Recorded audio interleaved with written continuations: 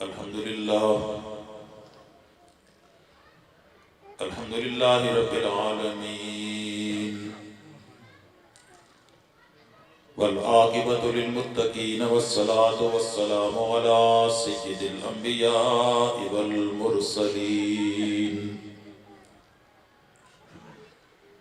وعلى آله وأصحابه أجمعين. أما بعد فقد قال تبارك وتعالى في القرآن المجيد: فأعوذ بالله من الشيطان الرجيم بسم الله الرحمن الرحيم. ألم تر كيف ضرب الله مثلا كلمة طيبة كشجرة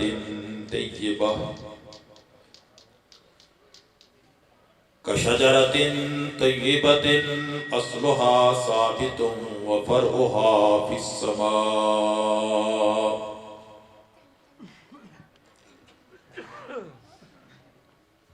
قال النبي صلى الله تعالى عليه وسلم: أفضل الذكر لا إله إلا الله محمد رسول الله، وأفضل الدعاء الاستغفار. صدق اللہ وصدق رسولہ النبی الکریم. اسٹیج پر موجود علماء کرام، بزرگان دین و برادران اہل سنت والجماعت، عزیز طلباء،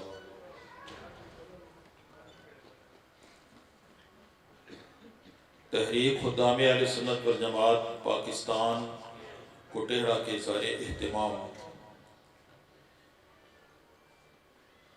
یہ سالانہ تاجدار مدینہ صلی اللہ علیہ وآلہ وسلم کانفرنس انعقاد پذیر ہے. میرے بعد انشاءاللہ العزیز جید علماء کرام کے بیانات ہوں گے. اس وقت چند ضروری گزارشات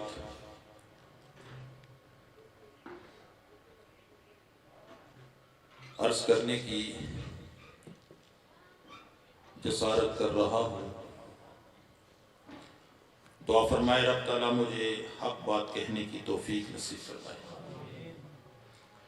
اور سامعین کو سننے اور اس کے بعد ماننے اور عمل کی توفیق و رحمت فرمائے.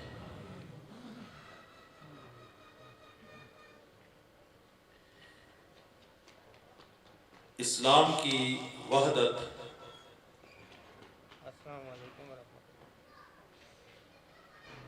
جو چند بنیادی چیزوں پر استوار ہے، ان میں سب سے بنیادی وحدت کی چیز، اتحاد کی چیز کلمہ اسلام ہے.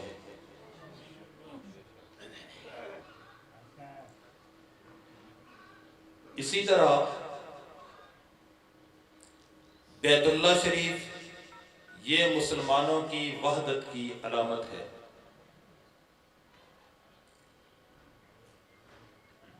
ہم سب کا نبی ایک ہے، یہ ہماری وحدت کی علامت ہے. قرآن مجید کتاب اللہ یہ ہماری وحدت کی نشانی ہے، وحدت کی علامت ہے. اور ان تمام وحدت کی چیزوں میں سے سب سے جو بنیادی اور پہلی چیز ہے وہ کلمہ اسلام ہے.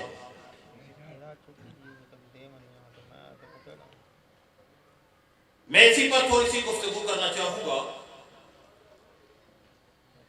کلمہ اسلام جس کو کلمہ طیبہ بھی کہتے ہیں،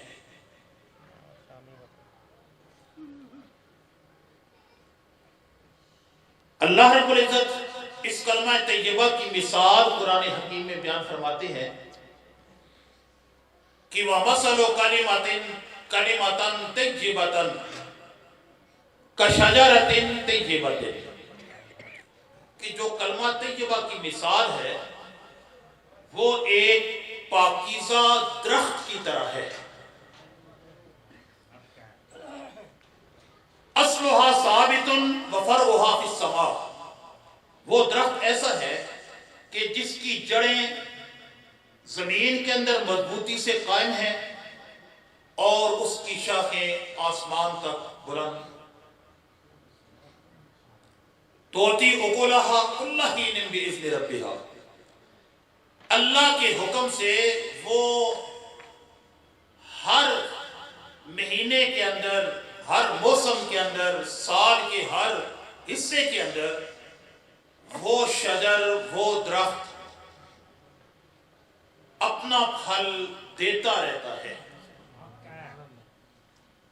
یہ کلمہ طیبہ کی مثال اللہ نے قرآن حکیم میں بیان کی کہ اس کی جڑیں مضبوطی کے ساتھ زمین میں پیوست ہیں اور اس کی شاخیں آسمان کی طرف بلند ہیں۔ حدیث پاک میں آتا ہے کہ اس درخت سے مراد کھجور کا درخت ہے، اور نبی محترم صلی اللہ علیہ وسلم نے ایمان والے کی مثال کھجور کے درخت سے دی ہے کہ مومن کی مثال کس درخت کی طرح ہے؟ کھجور کے درخت کی طرح۔ اس میں بڑی خصوصیات ہوتی ہیں، بڑی تفصیل ہے، میں کسی اور بات کو بیان کرنا چاہتا ہوں۔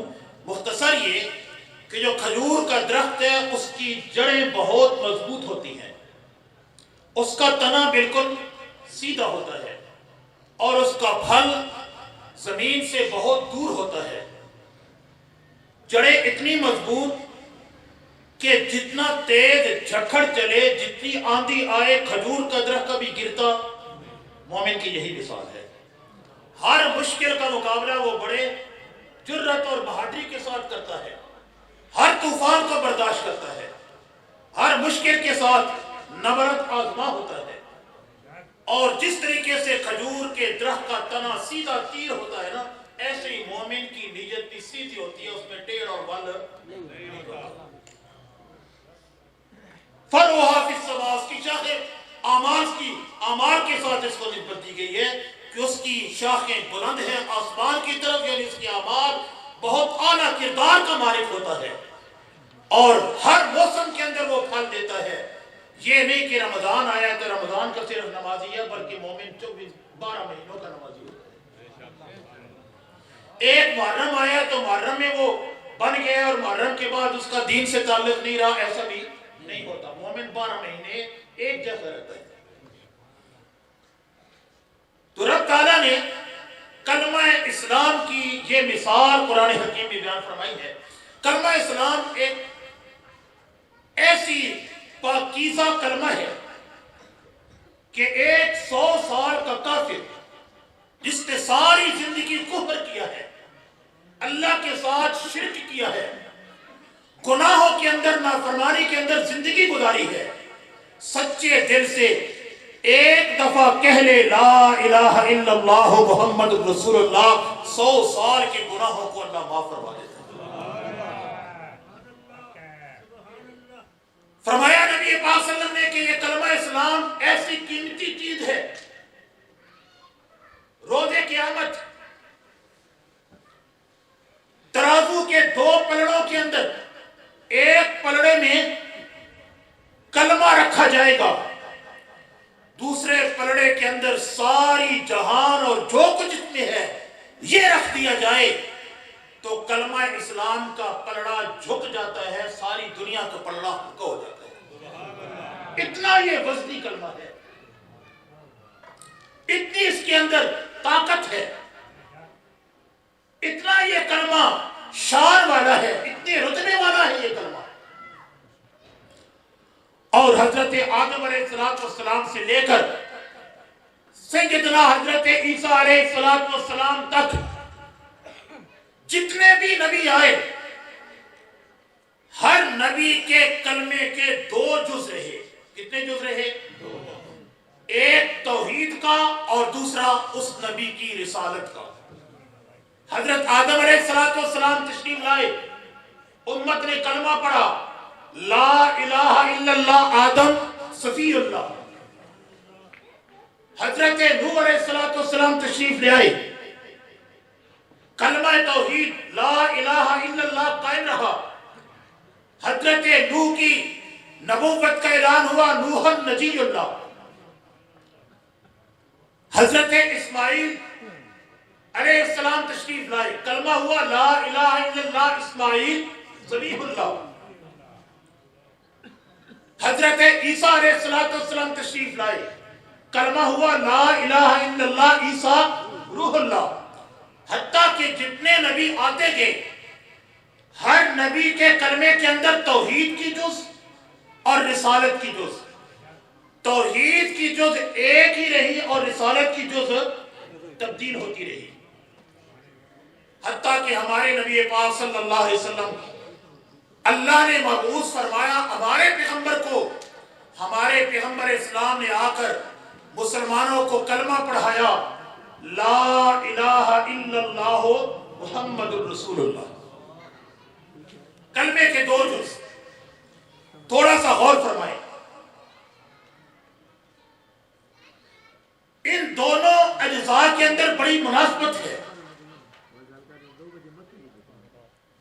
لا الہ الا اللہ جو جملہ ہے نا توحید کا، اس پہ کوئی نقطہ نہیں، محمد الرسول اللہ پر بھی کوئی نقطہ نہیں، یہاں ایک نقطے کی بھی گنجائش اللہ نے نہیں چھوڑی۔ لا الہ الا اللہ کے بھی 14 حروف، محمد الرسول اللہ کے بھی 14 حروف، اللہ نے دونوں پلڑوں کو برابر رکھا، کوئی اس میں کمی بیشی کی گنجائش نہیں۔ اللہ نے ان دونوں جزوں کو اپنی لاریب کتاب قرآن حکیم کے اندر بیان فرما دیا۔ سورہ محمد آیت نمبر 19 اللہ فرماتے ہیں فَعْلَمْ أَنَّهُ لَا إِلَهَ إِلَّا اللَّهِ۔ 26واں پارہ سورہ فتح آخری آیت اللہ فرماتے ہیں محمد الرسول اللہ۔ یہ کلمے کے دونوں جز اللہ نے اپنی لاریب کتاب قرآن حکیم میں بیان فرما دیے۔ کلمے کے 2 رکن ہیں، 5 فرائض ہیں۔ کتنے رکن ہیں؟ 2۔ ایک رکن لا الہ الا اللہ اور دوسرا رکن محمد الرسول اللہ، اور اس کلمے کے 5 فرائض ہیں۔ اچھی طرح سے نشین فرما رہے، جب تک کوئی مومن بندہ ان 5 فرائض کو پورا نہیں کرتا وہ مکمل مومن نہیں بنتا۔ کلمے کا پہلا فرض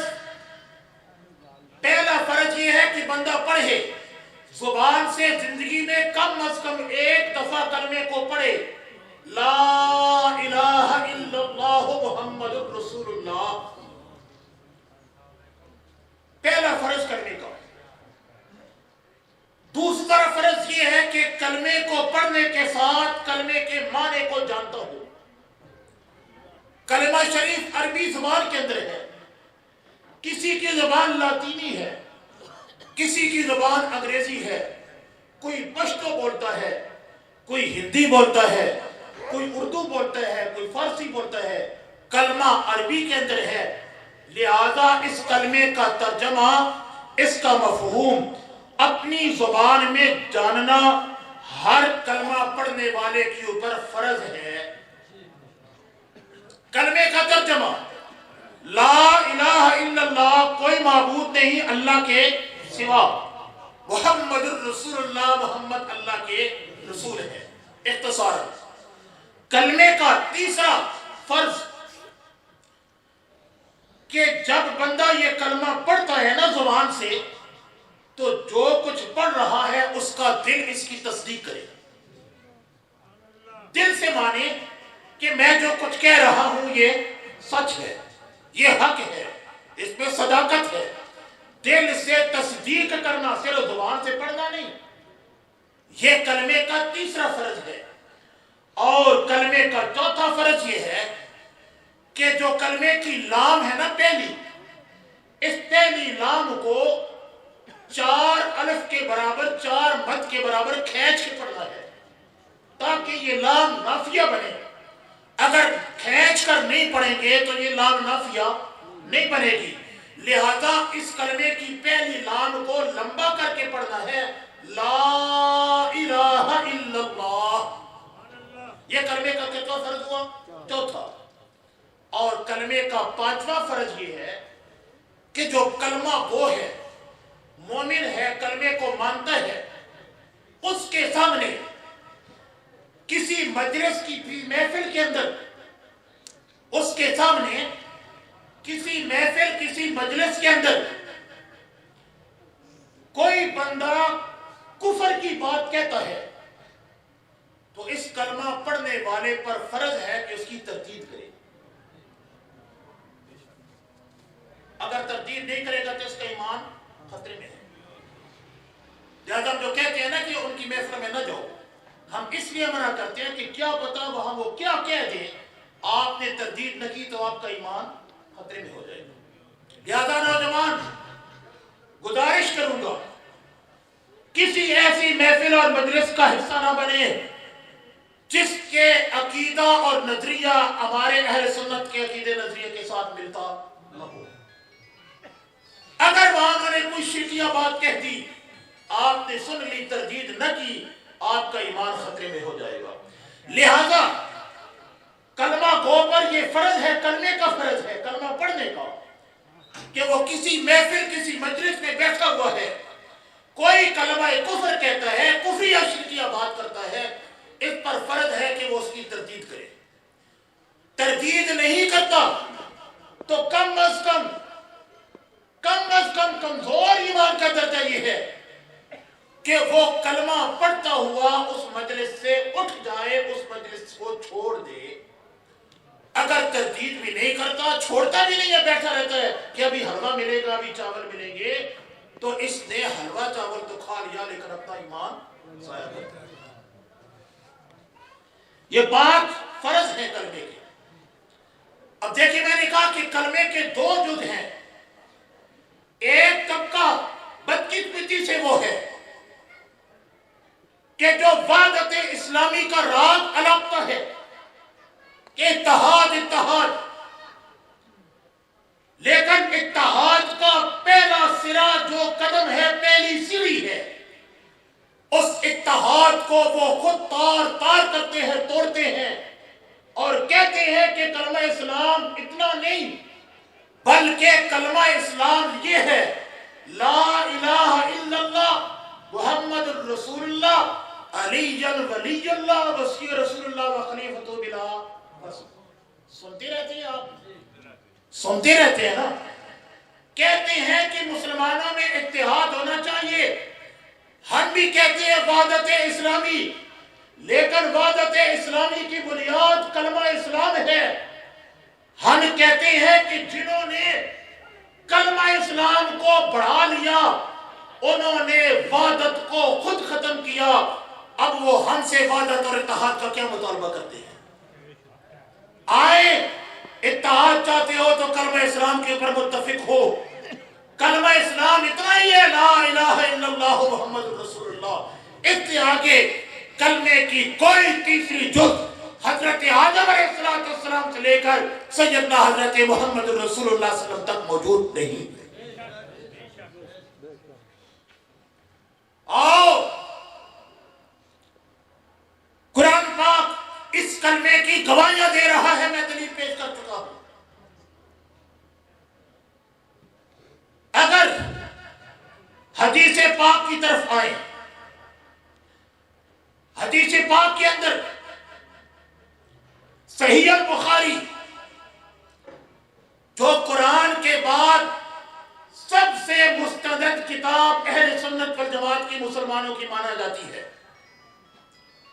کتاب المغازی، حضرت معاذ بن جبل رضی اللہ تعالیٰ عنہ کو اللہ کے پیغمبر یمن کی طرف بھیجتے ہوئے جہاں اور نصیحتیں فرمائی، وہاں یہ نصیحت فرمائی کہ اے معاذ، لوگ تیرے پاس آئیں گے تو سب سے پہلے ان کو کلمہ اسلام لا الہ الا اللہ محمد رسول اللہ کی دعوت دینا، اگر انہوں نے مان لیا تو پھر ان کو نماز کی تلقین اور نصیحت کرنا۔ اسی طرح بخاری شریف کی دوسری روایت، رئیس یمامہ ثمامہ بن اسال رضی اللہ تعالیٰ عنہ جب اسلام لاتے ہیں تو ان کے اسلام لانے کی کیفیت بیان کی گئی کہ ثمامہ تشریف لائے، انہوں نے غسل کیا، غسل کرنے کے بعد مسجد نبوی میں داخل ہوئے اور اقرار کیا لا الہ الا اللہ محمد الرسول اللہ۔ یہ اہل سنت والجماعت کی دو میں نے دلیلیں آپ کے سامنے پیش کی۔ اگر کس کی ضرورت نہیں تھی، ہم اہل سنت والجماعت کی طرف سے متفق ہیں۔ فریق مخالف جنہوں نے کلمے کو بڑھایا، اسلام کی وحدت کو پارا پارا جنہوں نے کیا،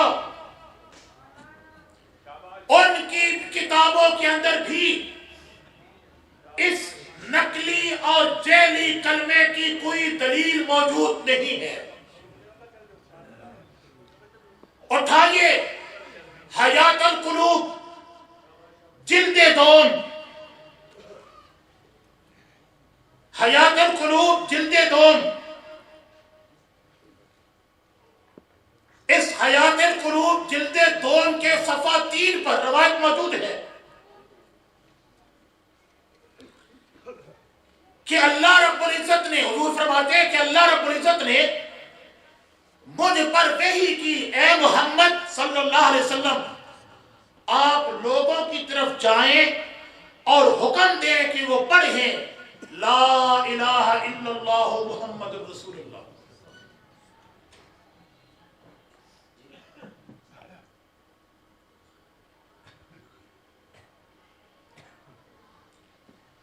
دوسری دلیل اسی حیات القلوب کے اندر صفحہ 253 کے اندر حضرت خدیجہ رضی اللہ تعالیٰ عنہ کی اسلام لانے کے متعلق روایت موجود ہے کہ جب حضرت خدیجہ رضی اللہ تعالیٰ عنہ مسلمان ہوئی تو اللہ کے پیغمبر نے ان کو فرمایا خدیجہ بگو لا الہ الا اللہ محمد رسول اللہ۔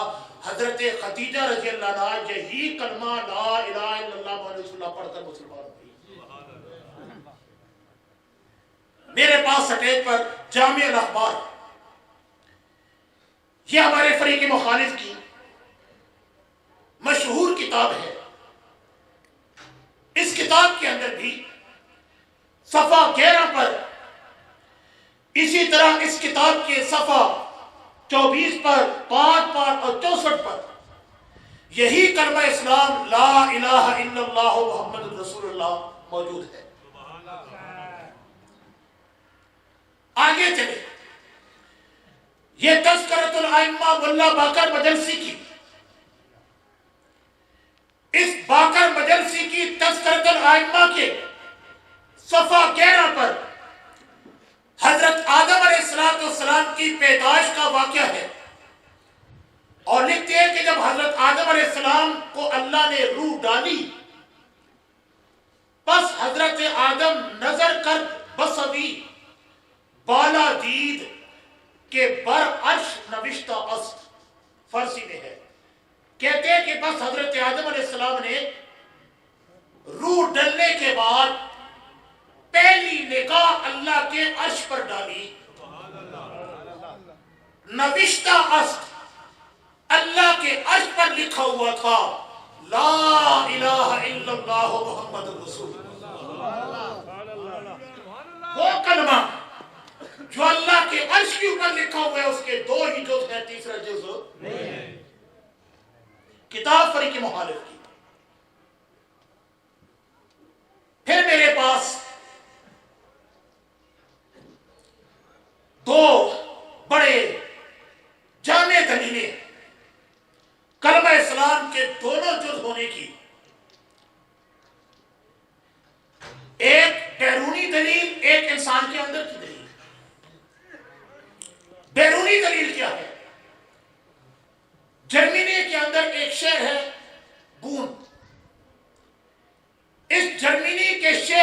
احد کے اندر ایک جنگل ہے اور اس جنگل کے اندر ایک درختوں کا جھنڈ، قطار درختوں کی، اور درختوں کی قطار رب تعالیٰ نے ایسے ان کے تنے بنائے کہ ان تنوں کے اندر پورا کلمہ اسلام لا الہ الا اللہ محمد رسول اللہ لکھا ہوا موجود ہے۔ اصلی کلمہ اسلام، اصلی کلمہ اسلام، شان محمد مصطفیٰ، عصمت محمد مصطفیٰ، خلافت راشدہ۔ دوسری دلیل انسان کے اندر کی، اللہ فرماتے ہیں وَفِي أَنفُسِكُمْ أَفَلَا تُبْصِرُونَ، اے مومن، اے بندے، اپنے اندر دیکھ نا، کیا تو بصیرت نہیں رکھتا؟ اپنے اندر جھانک، میں تیرے اندر موجود ہوں۔ اللہ نے انسان کے جسم کے اندر جو پھیپڑے ہیں نا، پھیپڑے، ان کی جو نالیاں بنائی ہیں، ان کی نالیوں کے اندر پورا کلمہ اسلام لا الہ الا اللہ محمد رسول اللہ لکھا ہوا ہے۔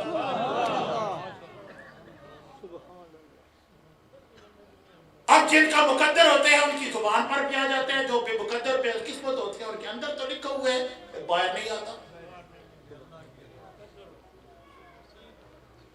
تو کلمے کے دونوں جز لا الہ الا اللہ محمد الرسول اللہ، یہی اجزاء اللہ کے پیغمبر نے پڑھائے، یہی اجزاء اللہ کے پیغمبر کے اصحاب نے پڑھے اور پڑھائے۔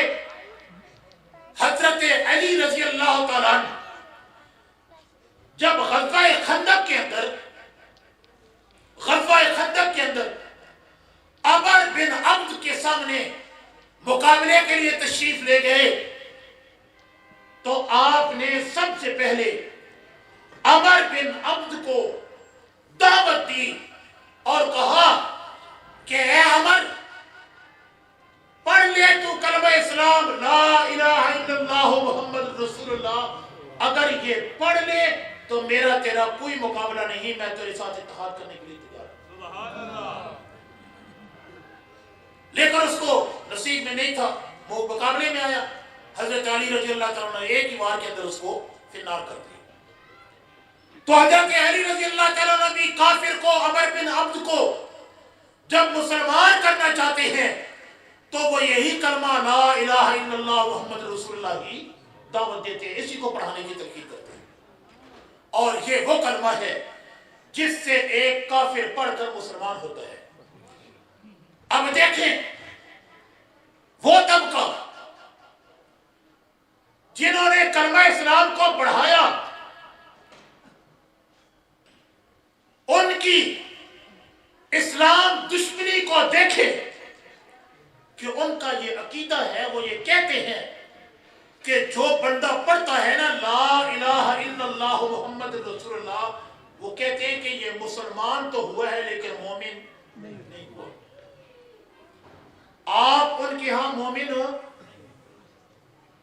بلکہ کہتے ہیں کہ جو مسلمان ہوتے ہیں وہ تو منافق ہوتا ہے۔ اور یہ کلمہ جو پڑھے لا الہ الا اللہ محمد رسول اللہ، اتنا جو کلمہ پڑھے وہ صرف مسلمان رہتا ہے، وہ مومن بنتا نہیں۔ ان کا یہ عقیدہ نظریہ ہے کہ مومن بننے کے لیے اگلا جز بھی پڑھنا پڑے گا۔ آپ پڑھتے ہیں، آپ کے ہاں، آپ ان کے ہاں آپ مومن نہیں ہیں۔ کس قدر ظلم ہے کہ دعوت دیتے ہیں اتحاد کی اور ہمیں مومن ماننے کے لیے بھی تیار نہیں۔ لہذا ہم بھی یہ کہتے ہیں کہ جس نے کلمہ اسلام کو بڑھایا اور اس کلمے کے اوپر قائم نہ رہا، اور وہ جرت اور وہ کام کی اسلام کے اوپر کہ جو قادیانی نہیں کر سکا، غلام احمد قادیانی نبوت کا دعویٰ کیا لیکن کلمے کو بھی اس نے چھیڑا نہیں ہے، یہ اتنے بدبخت ہیں کہ انہوں نے اسلام کی بنیاد کلمے کو ہی چھیڑ کر رکھ دیا۔ 1974 کے اندر اور 1975 کے اندر ان بدبختوں نے ایک تحریک چلائی کہ پاکستان کے اندر اہل تشیعوں کی سکولوں کے اندر الگ اسلامیات، الگ دینیات ہونی چاہیے اور اہل سنت کی الگ ہونی چاہیے۔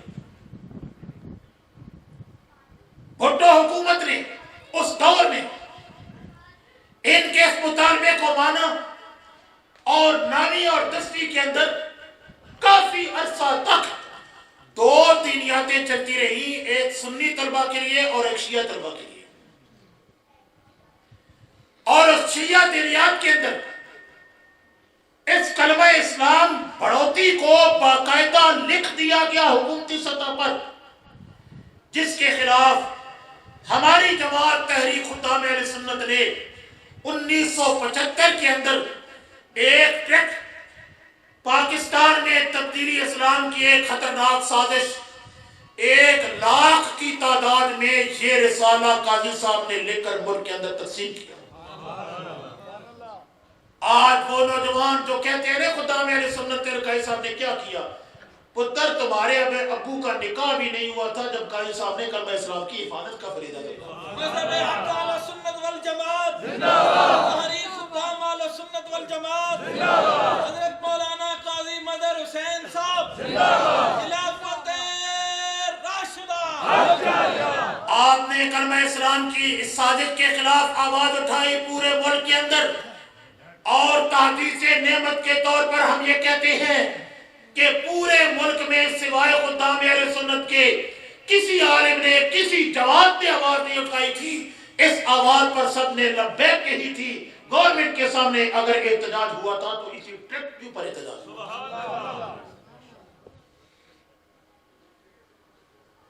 اور اے اہل سنت والجماعت، اے جوانوں اور اے بچوں، آپ خوش قسمت ہیں کہ اہل سنت والجماعت باپ ماں کے گھر میں پیدا ہوئے۔ آپ خوش قسمت ہیں کہ سچا دین آپ کو ملا۔ آپ خوش قسمت ہیں کہ آپ کا کلمہ اصلی ہے، آپ کی نماز اصلی ہے، آپ کا قرآن اصلی ہے، آپ کا مذہب اور دین کی ایک ایک بات اصلی ہے، اور سورج سے زیادہ مضبوط دلائل الحمدللہ ہم اپنے مذہب کے ایک ایک مسئلے کے اوپر رکھتے ہیں۔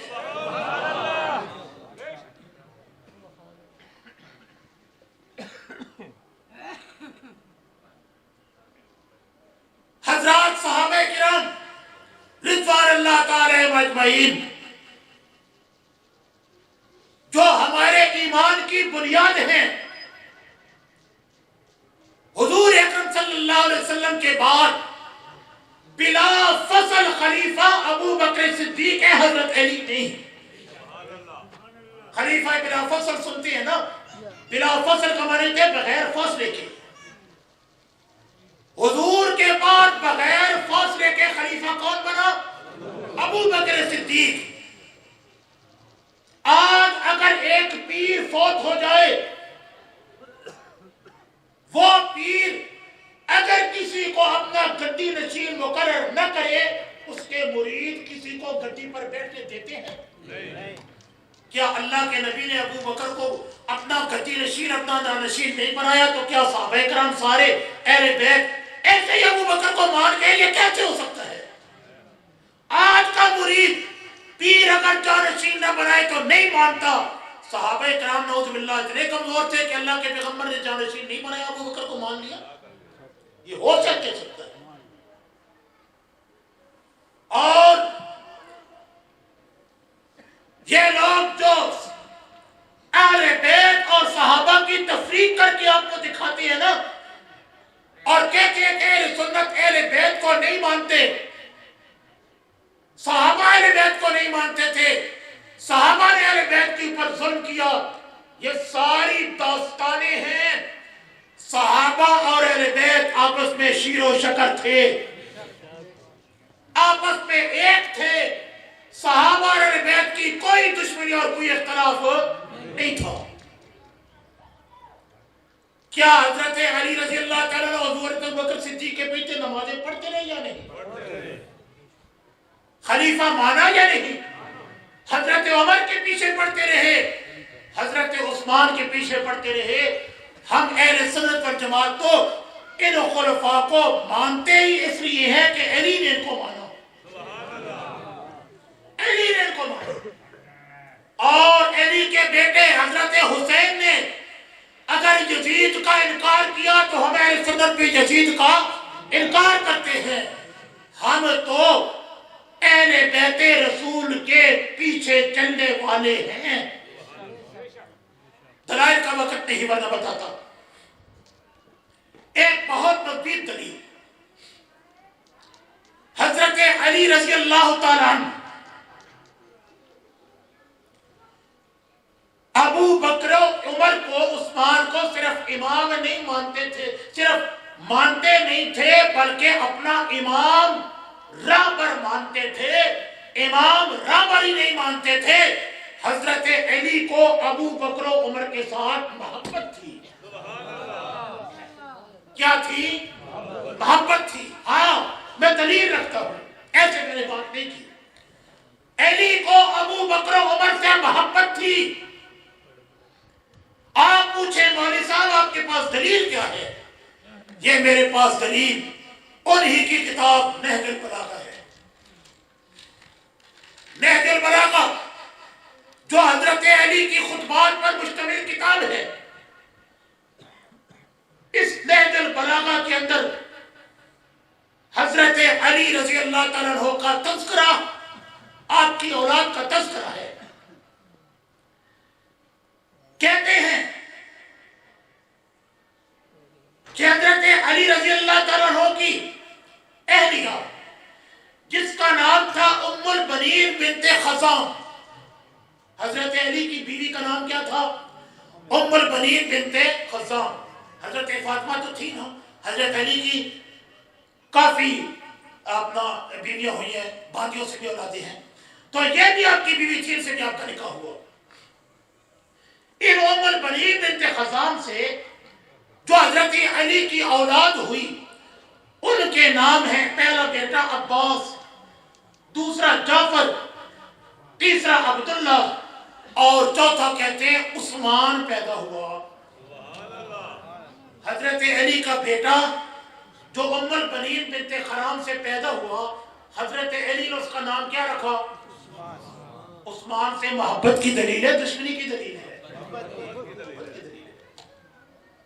آگے چلیے. کہتے ہیں ایک حضرت علی کی دوسری بیوی تھی جس کا نام تھا لیلا بنت مسعود.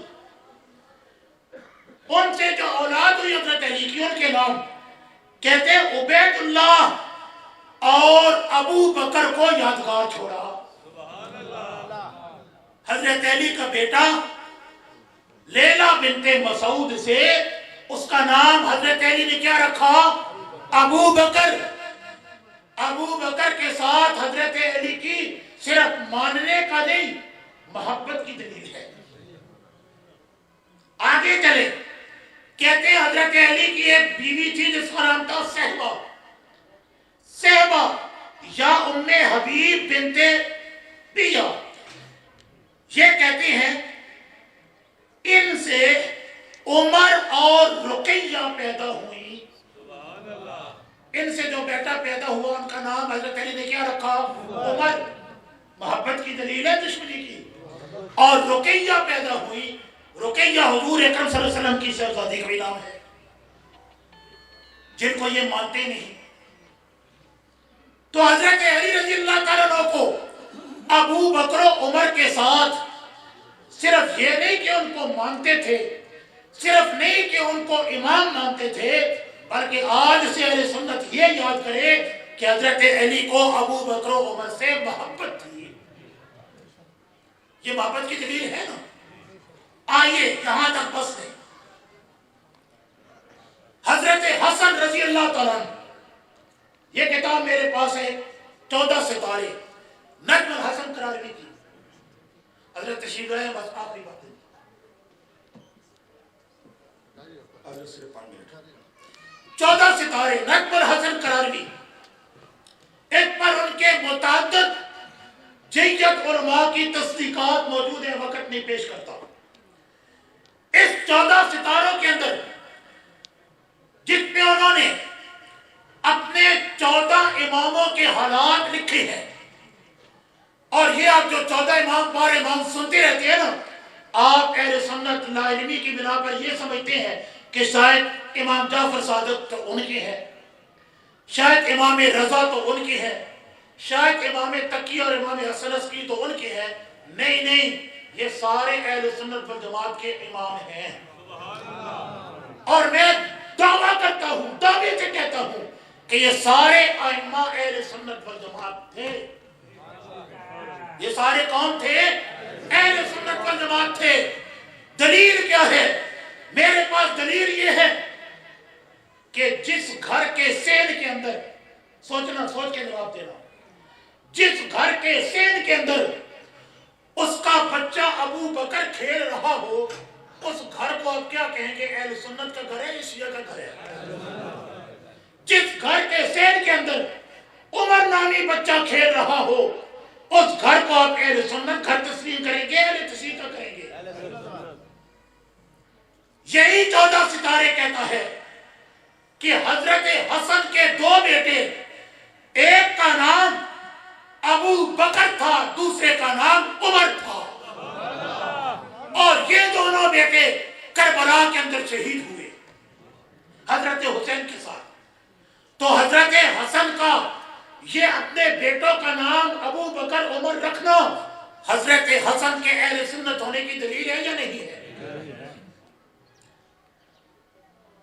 حضرت امام زین العابدین جن کا نام سجاد ہے، المعروف زین العابدین، آپ سمجھتے ہیں زین العابدین شاید شیعوں کے امام ہے؟ نہیں، اہل سنت کے امام تھے۔ دلیل کیا ہے؟ حضرت زین العابدین کے گھر ان کا ایک بیٹا تھا جس کا نام امام زین العابدین نے عمر رکھا۔ اگر امام زین العابدین کے بیٹے کا نام عمر ہو تو یہ دلیل ہے کہ امام زین العابدین کون تھے؟ اہل سنت تھے۔ آگے چلیے، حضرت موسیٰ کاظم، امام موسیٰ کاظم نام سنا ہوا ہے نا؟ امام موسیٰ کاظم کا بیٹا جس کا نام امام موسیٰ کاظم نے ابو بکر رکھا۔ حضرت امام رضا، ان کی ایک بیٹی جس کا نام امام رضا نے عائشہ رکھا۔ حضرت امام نقی جن کا ایک بیٹا ایک بیٹی جس کا نام انہوں نے عائشہ رکھا۔ یہ ان کے بچوں کے نام ہمارے پاس یہ مضبوط دلیل ہے کہ یہ سارے اہل سنت والجماعت تھے۔ اور اگر یہ اہل سنت والجماعت ہو تو ان سے پوچھے تمہارے پلے بخشتا کیا ہے؟ اور یہ ہیں ہی اہل سنت، ان کے پلے کچھ نہیں۔ اہل سنت آپ کو اپنا حق مذہب مبارک ہو، اس پر مضبوطی سے قائم رہے، اور نکا پانے کی ضرورت چھاتی تان کر کہا کرے ہم اہل سنت والجماعت ہیں۔ مذہب حق اہل سنت والجماعت زندہ باد، مذہب حق اہل سنت والجماعت زندہ باد، تحریک خدام اہل سنت والجماعت زندہ باد، خلافت راشدہ حق جاریہ۔ اور یہ محبتیں یک طرفہ نہیں تھی، یہ بھی بتاتا چلو، یہ محبتیں یک طرفہ 2 طرفہ تھی۔ کیسے؟ حضرت ابو بکر کا ایک بیٹا، حضرت ابو بکر نے اپنے بیٹے کا نام علی رکھا۔ علی سے محبت کی دلیل ہے نا؟ اور یہ علی بن ابو بکر، علی بن ابو بکر کربلا کے اندر اپنے بھائی حضرت حسین کے ساتھ شہید ہوا ہے۔ کربلا کے شہداء میں علی بن ابو بکر کا نام بھی موجود ہے۔ تو میں نے کہا کہ اہل بیت اور صحابہ یہ الگ الگ نہیں، ان کی آپس میں محبتیں تھی، یہ ایک تھے۔